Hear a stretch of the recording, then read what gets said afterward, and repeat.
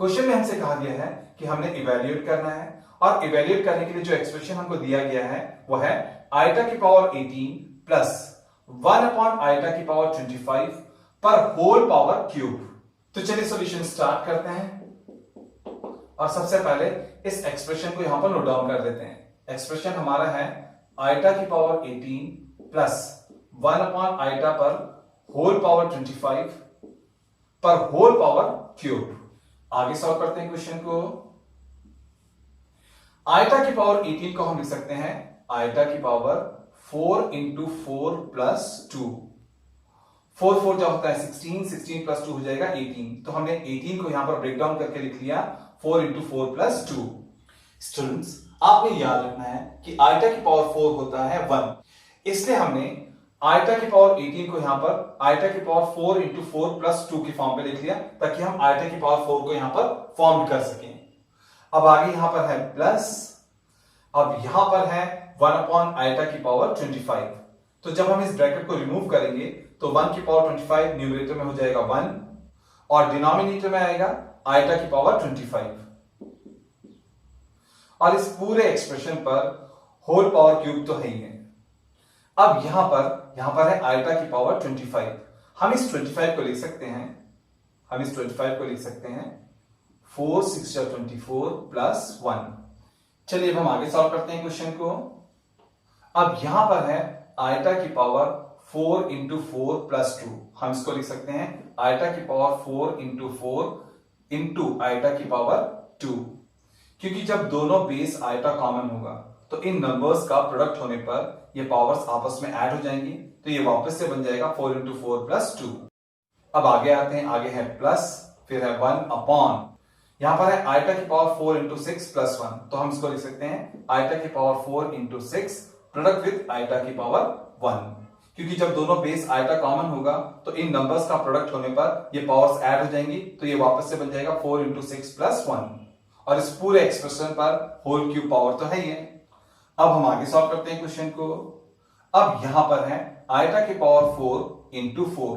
हम इसको लिख सकते हैं आइटा की पावर 4 पर होल पावर 4, क्योंकि जब दो पावर्स के बीच में ब्रैकेट होता है तो ब्रैकेट को रिमूव करने पर पावर्स मल्टीप्लाई हो जाते हैं। तो जब हम ब्रैकेट को रिमूव करेंगे तो ये वापस से आइटा की पावर 4 इंटू 4 बन जाएगा। ठीक है, ऐसे ही बन जाएगा। फिर आगे हमारे पास में प्रोडक्ट में है आइटा स्क्वायर, प्रोडक्ट में है आइटा स्क्वायर और आइटा स्क्वायर होता है -1। स्टूडेंट्स, आपने याद रखना है कि जब भी हमारे पास में होगा आइटा तो वो होता है स्क्वायर रूट ऑफ -1 और आइटा स्क्वायर होता है -1, आइटा क्यूब होता है माइनस आइटा और आइटा की पावर 4 होता है 1। हम इस रिजल्ट का यूज करके ही इस क्वेश्चन को सॉल्व कर रहे हैं। ठीक है, अब आगे है प्लस, तो लिख लेते हैं प्लस, फिर है 1 अपॉन, हम इस आइटा की पावर 4 इंटू 6 को लिख सकते हैं आइटा की पावर 4 पर होल पावर 6 और आगे प्रोडक्ट में है आइटा की पावर 1, यानी कि प्रोडक्ट में है आइटा। ठीक है, और होल पावर क्यूब तो है ही है। चलिए अब हम आगे सॉल्व करते हैं क्वेश्चन को।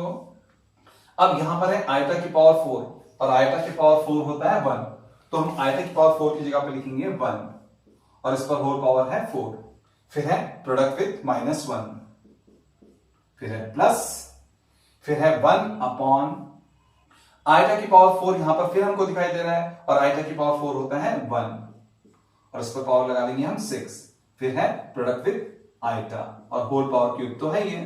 चलिए अब हम आगे सॉल्व करते हैं क्वेश्चन को।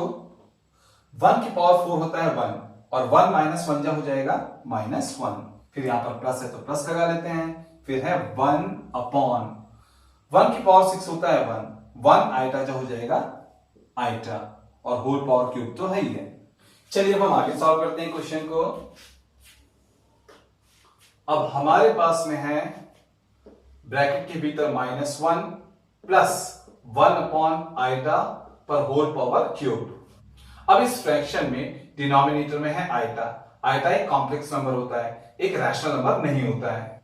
तो हम इस डिनोमिनेटर को रैशनलाइज करने के लिए हम इसके न्यूमरेटर और डिनोमिनेटर दोनों को आइटा से मल्टीप्लाई कर लेते हैं। इस फ्रैक्शन के डिनोमिनेटर को रैशनलाइज करने के लिए हमने इस फ्रैक्शन के न्यूमरेटर एंड डिनोमिनेटर दोनों को आइटा से मल्टीप्लाई कर दिया। तब ये हो जाएगा हमारे पास में ब्रैकेट के भीतर -1 प्लस 1 आइटा जा आइटा, एंड डिनोमिनेटर में आएगा iota into iota, iota square जो कि होता है -1 और होल पावर क्यूब तो है ही है। तब ये हमारा एक्सप्रेशन हो जाएगा -1, अब माइनस प्लस या माइनस एंड आइटा और होल पावर क्यूब तो है ही है। अब यहां पर माइनस प्लस जो हो गया माइनस, डिनोमिनेटर में रह गया 1 से आइटा को डिवाइड करेंगे तो आएगा आइटा, तो ये टर्म हो गया माइनस आइटा। अब ब्रैकेट के भीतर -1 माइनस आइटा हमको दिखाई दे रहा है और ब्रैकेट पर होल पावर लगी है क्यूब, तो हम इन दोनों टर्म्स में से माइनस को कॉमन ले लेते हैं। तो जब हम माइनस को कॉमन लेंगे तो -1 बाहर आ जाएगा और उस पर भी पावर लग जाएगा क्यूब, और ब्रैकेट के भीतर अब हो जाएगा 1 प्लस आइटा की पावर क्यूब। तो जब इन दोनों टर्म्स में से माइनस कॉमन बाहर चला गया तो ये दोनों टर्म्स प्लस के हो जाएंगे, तो ये दोनों टर्म्स हो जाएंगे 1 प्लस आइटा और होल पावर 3 तो है ही है। ठीक है, चलिए आगे सॉल्व करते हैं क्वेश्चन को। -1 का क्यूब, -1 का क्यूब होता है -1। अब हम यहां पर a प्लस बी का होल क्यूब वाला फॉर्मूला अप्लाई करेंगे, तो ये हो जाएगा, जब हम a प्लस बी के होल क्यूब का फॉर्मूला अप्लाई करते हैं तो सबसे पहले आता है a का क्यूब, और a हमारा है यहां 1, तो 1 का क्यूब आएगा सबसे पहले।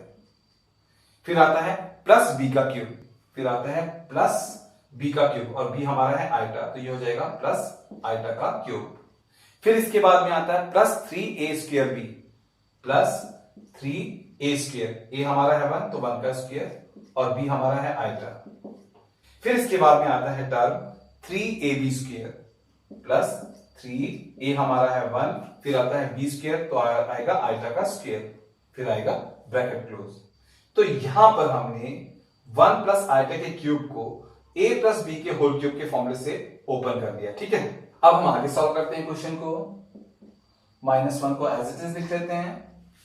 अब इस ब्रैकेट के भीतर सबसे पहले है 1 का क्यूब, 1 का क्यूब होता है 1, फिर है plus iota cube, iota cube होता है माइनस आइटा, तो माइनस आइटा प्लस 1 हो जाएगा माइनस आइटा।